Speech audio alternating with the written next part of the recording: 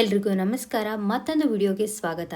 ಈಗಾಗಲೇ ಕೆಸೆಟ್ ಯಾವ ರೀತಿ ಪ್ರಿಪೇರ್ ಆಗಬೇಕು, ಎಕ್ಸಾಮ್ಗೆ ಯಾವ ರೀತಿ ತಯಾರು ಮಾಡ್ಕೋಬೇಕು, ಹಾಗೆ ನಾನು ಯಾವ ರೀತಿ ಎಕ್ಸಾಮ್ಗೆ ಪ್ರಿಪೇರ್ ಆಗಿದ್ದೆ ಅನ್ನೋ ವಿಡಿಯೋನ ನಾನು ಆಲ್ರೆಡಿ ಪೋಸ್ಟ್ ಮಾಡಿದ್ದೀನಿ. ನೀವು ನೋಡಿಲ್ಲ ಅಂದರೆ ಒಂದು ಸತಿ ಚೆಕ್ಔಟ್ ಮಾಡಿ. ನಿಮ್ಮ ಒಂದು ಎಕ್ಸಾಮ್ ಪ್ರಿಪ್ರೇಷನ್ಗೆ ತುಂಬಾ ಹೆಲ್ಪ್ಫುಲ್ ಆಗುತ್ತೆ. ಇನ್ನು ನಾನು ಯಾವ ರೀತಿ ಸ್ಟಡಿ ಪ್ಲ್ಯಾನ್ ಮಾಡ್ಕೊಂಡಿದ್ದೆ ಅಂತ ಈ ವಿಡಿಯೋದಲ್ಲಿ ಕಂಪ್ಲೀಟಾಗಿ ಡೀಟೇಲ್ಸ್ ಕೊಡ್ತೀನಿ.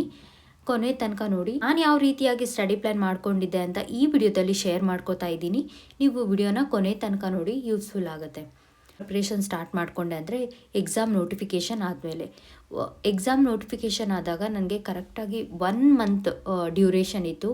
ಸೊ ನನಗೆ ಪ್ರಾಪರಾಗಿ 1 ಮಂತ್ ಡ್ಯೂರೇಷನ್ ಇತ್ತು.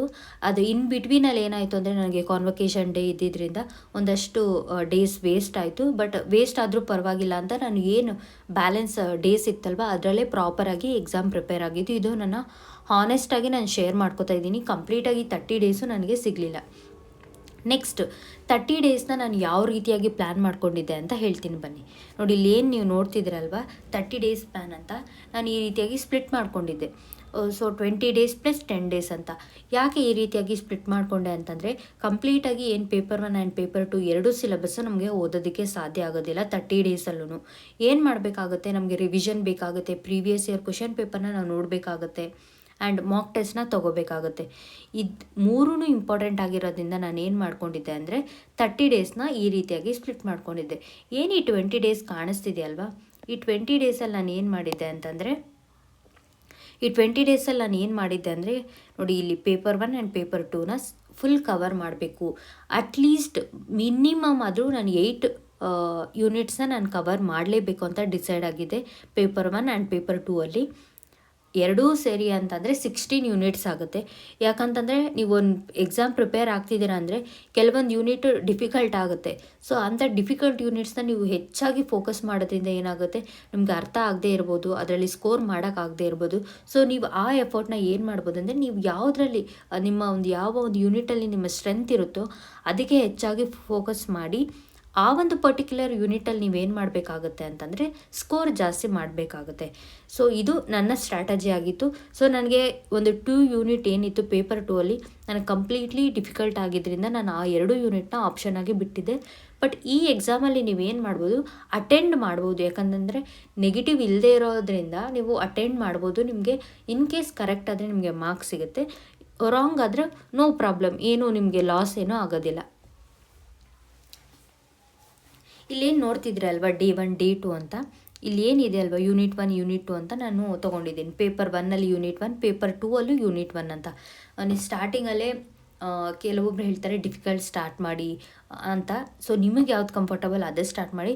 ಫಸ್ಟ್ ನೀವು ಯೂನಿಟ್ ಯಾವುದೇ ಆಗಲಿ ಈಸಿ ಆಗಿರೋದ್ರಿಂದನೇ ಸ್ಟಾರ್ಟ್ ಮಾಡಿ ಅಂತ ಹೇಳ್ತೀನಿ, ಫಸ್ಟ್ ಯೂನಿಟ್ ಮಾತ್ರ. ನೆಕ್ಸ್ಟು ಇನ್ ಬಿಟ್ವೀನ್ ಏನು ಮಾಡಿ ಒಂದು ಡಿಫಿಕಲ್ಟ್ ಚಾಪ್ಟರ್ ತೊಗೊಳ್ಳಿ, ಆಮೇಲೆ ಮತ್ತೆ ಈಸಿ ಟಾಪಿಕ್ನ ತೊಗೊಳ್ಳಿ. ಯಾಕಂತಂದರೆ ಸ್ಟಾರ್ಟಿಂಗಲ್ಲೇ ನೀವು ಡಿಫಿಕಲ್ಟ್ ಟಾಪಿಕ್ನ ತೊಗೊಂಡಿದ್ದೀರ ಅಂದರೆ ಡಿಮೋಟಿವೇಟ್ ಆಗೋ ಚಾನ್ಸಸ್ ಇರುತ್ತೆ. ಅದರಿಂದ ನಾನು ಸಜೆಸ್ಟ್ ಮಾಡ್ತಿದ್ದೀನಿ ಅಷ್ಟೇ. ಫಸ್ಟು ನಾನು ಏನು ಮಾಡಿದೆ, ಯೂನಿಟ್ 1ಇಂದನೇ ಸ್ಟಾರ್ಟ್ ಮಾಡಿದೆ. ಸೊ ಪೇಪರ್ 1 ಆ್ಯಂಡ್ ಪೇಪರ್ 2 ಇಲ್ಲೇನು ನೋಡ್ತಿದ್ದೀರಲ್ಲ 2 ಡೇಸಲ್ಲಿ ಏನು ಮಾಡಿದ್ದೀನಿ, 2 ಯೂನಿಟ್ಸ್ನ ಕವರ್ ಮಾಡಬೇಕು. ಪೇಪರ್ 1 ಆ್ಯಂಡ್ ಪೇಪರ್ 2 ಎರಡೂ ಕಡೆ ಫೋಕಸ್ ಮಾಡಿ. ಒಂದೇ ಪೇಪರ್ ಓದೋದ್ರಿಂದ ನೀವು ಸ್ಕೋರು ಮಾಡೋದಕ್ಕಾಗಲ್ಲ ಆ್ಯಂಡ್ ರ್ಯಾಂಕು ಬರೋದಕ್ಕೆ ಸಾಧ್ಯ ಇಲ್ಲ. ಸೊ ಅದಕ್ಕೆ ನೀವೇನು ಮಾಡಬೇಕು, ಬ್ಯಾಲೆನ್ಸ್ ಮಾಡಬೇಕಾಗುತ್ತೆ. ಪೇಪರ್ 1 ಓದಿದ್ರೆ ಸಾಕಾ? ನೋ. ಪೇಪರ್ 2 ಓದಿದ್ರೆ ಸಾಕಾ? ಇಲ್ಲ. ಎರಡನ್ನೂ ಬ್ಯಾಲೆನ್ಸ್ ಮಾಡಬೇಕು. ಬಟ್ ನೀವು ಎಫರ್ಟ್ಸ್ ಜಾಸ್ತಿ ಪೇಪರ್ 2ಗೆ ಕೊಡಬೇಕಂತ ಹೇಳ್ತೀನಿ. ಯಾಕಂತಂದರೆ ಇದು 100 ಕ್ವೆಶನ್ಸ್ 200 ಮಾರ್ಕ್ಸ್ ಇರೋದ್ರಿಂದ ನೀವು ಏನು ಪೇಪರ್ 1ಗೆ ಏನು ಎಫರ್ಟ್ ಕೊಡ್ತಾಯಿದ್ರೆ ಅದು ಡಬಲ್ ಎಫರ್ಟ್ ಏನು ಮಾಡಬೇಕಾಗುತ್ತೆ, ಪೇಪರ್ 2ಗೆ ಕೊಡಬೇಕಾಗುತ್ತೆ. ಇಲ್ಲ ಅಂತಂದರೆ ಏನಾಗುತ್ತೆ ಅಂತಂದರೆ ಇದರಲ್ಲಿ ತುಂಬ ಡೆಪ್ತಾಗಿ ನಾಲೆಡ್ಜ್ ತಿಳ್ಕೊಳ್ಳೋವಂಥ ಟಾಪಿಕ್ಸ್ ಇರುತ್ತವೆ ಪೇಪರ್ 2 ಅಲ್ಲಿ. ಅದಕ್ಕೆ ಹೆಚ್ಚಿನಾಗಿ ಫೋಕಸ್ಸು ಪೇಪರ್ 2 ಆ್ಯಂಡ್ ಪೇಪರ್ 1 ಮೇಲೂ ಅಷ್ಟೇ ಫೋಕಸ್ಸು ಇರಲೇಬೇಕು. ಇಲ್ಲಿ ಕಂಪ್ಲೀಟಾಗಿ ಪೇಪರ್ 1ಅಲ್ಲಿ ಎಲ್ಲನೂ ಒಂದೊಂದು ಡೇಗೆ ಒಂದೊಂದು ಯೂನಿಟ್ ಕವರ್ ಮಾಡೋದಕ್ಕಾಗುತ್ತಾ? ಇಲ್ಲ. ಕೆಲವೊಂದಷ್ಟು ಯೂನಿಟ್ಸ್ನ ನೀವು ಡೈಲಿ ಮಾಡ್ಕೋಬೇಕು. ನೀವು ಡೈಲಿ ಪ್ರಿಪೇರ್ ಆಗಬೇಕಾಗುತ್ತೆ. ಯಾವುದು ಆ ಥರ ಯೂನಿಟ್ಸ್ ಅಂತಂದರೆ, ಇಲ್ಲಿ ಲಿಸ್ಟ್ ಮಾಡಿದ್ದು ನೋಡಿ, ಇಲ್ಲೇನು 10 ಯೂನಿಟ್ಸ್ ಇದೆ ಅಲ್ವಾ, ಇದೇ ಪೇಪರ್ 1ಅಲ್ಲಿ ನೀವು ಪ್ರಿಪೇರ್ ಆಗಬೇಕಾಗಿರುವಂಥ ಯೂನಿಟ್ಸು ಬಂದು ಈ 10 ಯೂನಿಟ್ಸು. ಬಟ್ ಇಲ್ಲಿ ಮಾರ್ಕ್ ಮಾಡಿದ್ದೀನಲ್ಲ, ಇದನ್ನೆಲ್ಲದನ್ನು ನೀವು ಡೈಲಿ ಪ್ರಾಕ್ಟೀಸ್ ಮಾಡಬೇಕಾಗುತ್ತೆ. ಡೈಲಿ ಪ್ರಾಕ್ಟೀಸ್ ಅಂದರೆ ಏನು 5 to 6 ಅವರ್ಸ್ ಸ್ಪೆಂಡ್ ಮಾಡಬೇಕಾ? ಇಲ್ಲ. ಇಲ್ಲಿ ಏನು ನಾನು ಲಿಸ್ಟ್ ಔಟ್ ಮಾಡಿದ್ದೀನಲ್ವಾ, ಸೊ ನೀವು 5 ಯೂನಿಟ್ ಪೇಪರ್ 1ಅಲ್ಲಿ 5 ಯೂನಿಟ್ನ ನೀವು ಒನ್ ಡೇಗೆ ಏನು 1 ಆರ್ 2 ಡೇಸಲ್ಲಿ ಮುಗಿಸ್ಬೇಕಾಗತ್ತೆ. ಬಟ್ ಇಲ್ಲೇನು ಉಳಿಕೆ 5 ಇದಾವಲ್ಲ, ಇದನ್ನು ನೀವೇನು ಮಾಡಬೇಕಾಗತ್ತೆ, ಡೈಲಿ ಪ್ರಾಕ್ಟೀಸ್ ಮಾಡಲೇಬೇಕಾಗತ್ತೆ. ಇದಕ್ಕೇನು ತುಂಬ ಟೈಮ್ ಬೇಕಾಗೋದಿಲ್ಲ. ಜಸ್ಟ್ ಒಂದು 2 ಅವರ್ಸಲ್ಲಿ ನೀವೇನು ಮಾಡ್ಬೋದು, ಈ ಇಷ್ಟು 5 ಟಾಪಿಕ್ನ ಕವರ್ ಮಾಡ್ಕೋಬೋದು. ನೀವು ಏನಂತಂದರೆ ಪ್ರಾಪರಾಗಿ ಪ್ಲ್ಯಾನ್ ಮಾಡಬೇಕಾಗುತ್ತೆ.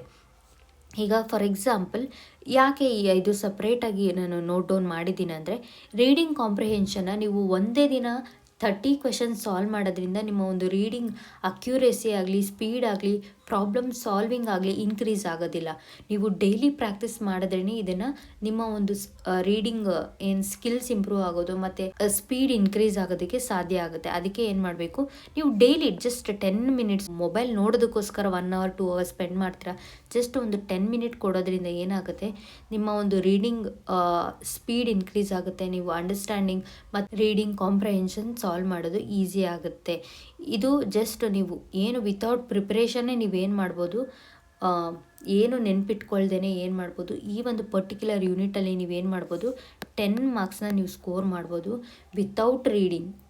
ಅದಕ್ಕೆ ಏನು ಮಾಡಿ, ಇದಕ್ಕೇನಂತಂದರೆ ಸ್ವಲ್ಪ ಸ್ಪೀಡ್ ಬೇಕಾಗುತ್ತೆ ಎಕ್ಸಾಮ್ ಟೈಮಲ್ಲಿ. ಲೈಕ್ ಇನ್ ಕೇಸ್ ನಿಮ್ಗೆ ಯಾವುದಾದ್ರೂ ಕ್ವೆಶನ್ ಈಗ ಕೊಟ್ವಿ ಅಂತಂದರೆ ತುಂಬ ಈಸಿಯಾಗಿ ಓದಿ ಸಾಲ್ವ್ ಮಾಡ್ತೀರಾ. ಬಟ್ ಆ ಒಂದು ಎಕ್ಸಾಮ್ ಟೆನ್ಷನಲ್ಲಿ, ಪ್ರೆಷರಲ್ಲಿ ಏನು ಮಾಡೋದಕ್ಕಾಗಲ್ಲ, ಬೇಗ ಸ್ಪೀಡಾಗಿ ಓದಿ ಸಾಲ್ವ್ ಮಾಡೋಕ್ಕಾಗಲ್ಲ.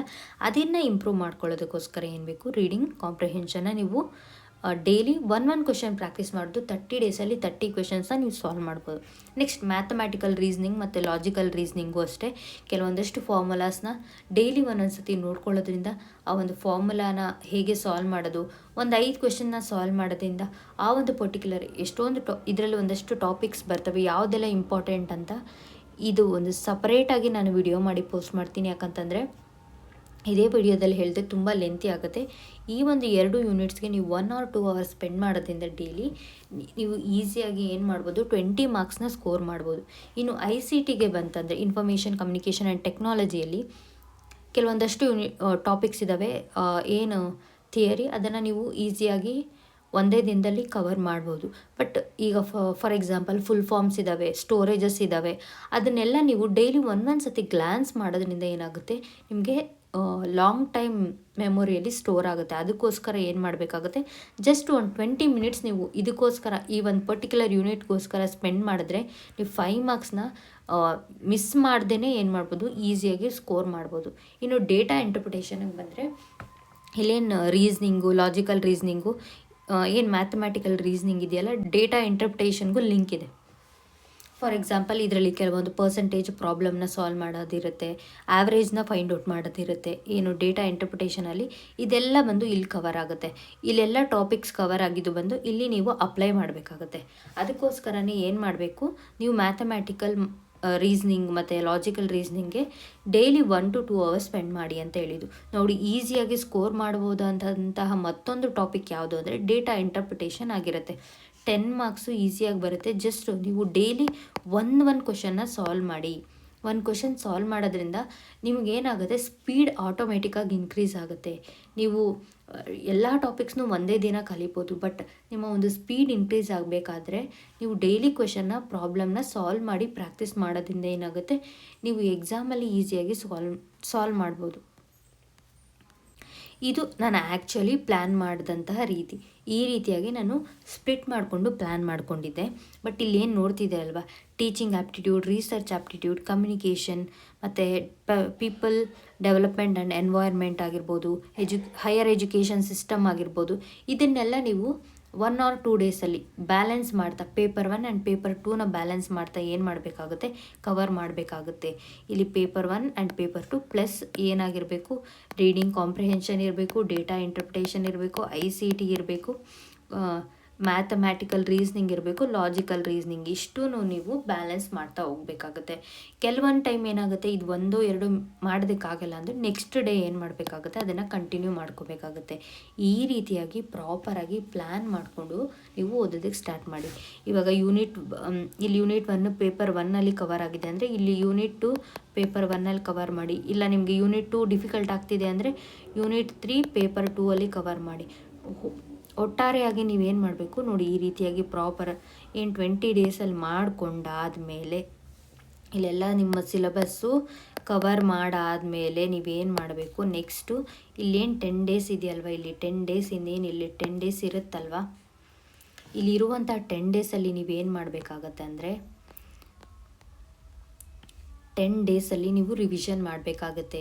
ಕೆಲವೊಂದು ಟಾಪಿಕ್ಸ್ನ ನೀವು ಓದಿರ್ತೀರ, ಬಟ್ ಆ ಪ್ರಾಬ್ಲಮ್ ಏನೊಂದು ಕ್ವೆಶನ್ನ ಸಾಲ್ವ್ ಮಾಡೋದ್ರಲ್ಲಿ ನಿಮ್ಗೆ ಹೇಗೆ ಸಾಲ್ವ್ ಮಾಡೋದಂತ ಗೊತ್ತಿರಲ್ಲ, ಅಥವಾ ಅವ್ರು ಯಾವ ರೀತಿಯಾಗಿ ಕ್ವೆಶನ್ ಕೇಳ್ತಾರೆ ಅಂತ ಗೊತ್ತಿರಲ್ಲ. ಆವಾಗೇ ನಿಮಗೆ ಏನು ಬೆನಿಫಿಟ್ ಆಗೋದು, ನಿಮ್ಮ ಒಂದು ರಿವಿಷನ್ ಪೇಪರ್ 1 ಆ್ಯಂಡ್ ಪೇಪರ್ 2 ಎರಡನ್ನೂ ರಿವೈಸ್ ಮಾಡಿ. ಮತ್ತು previous year question paper minimum 3 maximum 5 years question ಪೇಪರ್ನ ನೀವೇನು ಮಾಡಬೇಕು, 5 ಇಯರ್ ಕ್ವೆಶನ್ ಪೇಪರ್ನ ಸಾಲ್ವ್ ಮಾಡಬೇಕು. ಪ್ರೀವಿಯಸ್ ಇಯರ್ ಕ್ವೆಶನ್ ಪೇಪರ್ನ ನೀವು ಸಾಲ್ವ್ ಮಾಡಬೇಕು. ನೆಕ್ಸ್ಟ್ ಏನು ಮಾಡಬೇಕು, ಮಾಕ್ ಟೆಸ್ಟ್ ತೊಗೋಬೇಕು.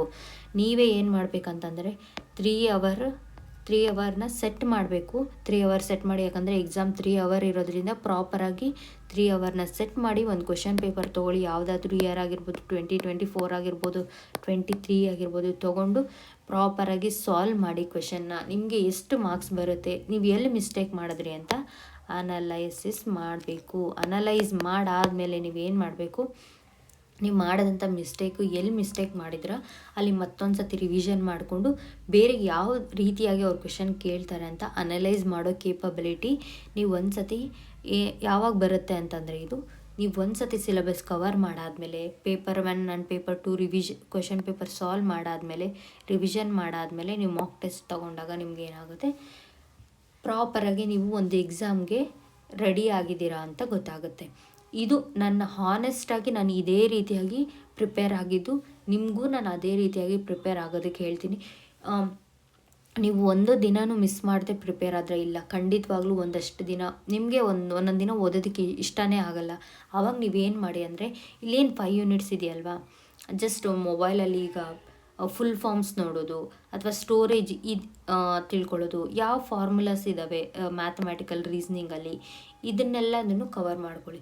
ನಿಮ್ಮ ಒಂದೊಂದು ದಿನ ಅಷ್ಟೇ ಏನು ಮಾಡೋಕ್ಕಾಗಲ್ಲ, ಒಂದೊಂದು ದಿನ ಓದೋದಕ್ಕೆ ಇಷ್ಟನೇ ಆಗೋದಿಲ್ಲ, ಅಥವಾ ಏನೋ ಒಂದು ರೀಸನ್ ಇರ್ಬೋದು, ನಿಮ್ಮದೇ ಪರ್ಸ್ನಲ್ ರೀಸನ್ ಇರ್ಬೋದು. 1 or 2 ಡೇಸ್ ಕಾಂಪ್ರಮೈಸ್ ಆಗಿ, ಬಟ್ ಎವ್ರಿ ಡೇ ನೀವೇನು ಮಾಡಬೇಕಾಗುತ್ತೆ, ಎಫರ್ಟ್ ಹಾಕಿ ಓದಲೇಬೇಕಾಗುತ್ತೆ. ಪ್ರಾಪರಾಗಿ ನಿಮ್ಮ ಡೇನ ಪ್ಲ್ಯಾನ್ ಮಾಡ್ಕೊಳ್ಳಿ. ಇದು ನನ್ನ ಒಂದು ಸಜೆಷನ್. ಆ್ಯಂಡ್ ನಾನು ಈ ರೀತಿಯಾಗಿ ಪ್ರಿಪೇರ್ ಆಗಿದೆ. ಈ ವಿಡಿಯೋ ನಿಮಗೆ ಯೂಸ್ಫುಲ್ ಆ್ಯಂಡ್ ಇನ್ಫಾರ್ಮೇಟಿವ್ ಅಂತ ಅನಿಸಿದ್ರೆ ಲೈಕ್ ಮಾಡಿ, ಶೇರ್ ಮಾಡಿ, ಸಬ್ಸ್ಕ್ರೈಬ್ ಮಾಡ್ಕೊಳ್ಳಿ. ಯಾರೆಲ್ಲ KCET ಎಕ್ಸಾಮ್ ಪ್ರಿಪೇರ್ ಆಗ್ತಿದ್ರೋ ಅವ್ರಿಗೂ ಶೇರ್ ಮಾಡಿ, ತುಂಬಾ ಯೂಸ್ಫುಲ್ ಆಗುತ್ತೆ. Thank you for watching this video. ಸಿಗೋಣ ನೆಕ್ಸ್ಟ್ ವಿಡಿಯೋದಲ್ಲಿ.